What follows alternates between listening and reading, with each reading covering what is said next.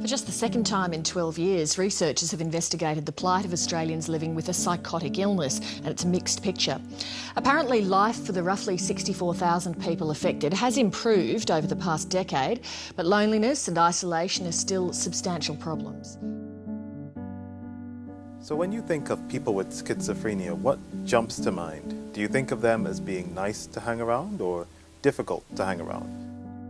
The schizophrenia changes from day to day and week to week and year to year. Do you think of them as being pleasant or unpleasant? Do you have specific ideas about whether or not someone with schizophrenia would be, let's say, dangerous or violent or unpredictable?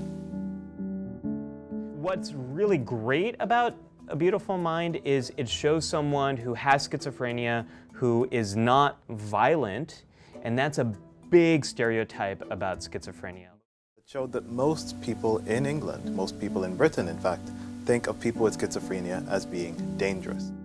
I was an illustrator for the Age newspaper and the Herald Sun, and then wrote the book, and I've travelled overseas, and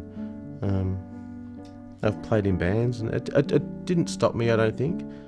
Most people who have mental illness are not violent. They're much more likely to be the victims of violence than they are someone who might be violent themselves. People with mental health disorders and people with schizophrenia in particular are seen very negatively. And these negative images, as I said, remain acceptable.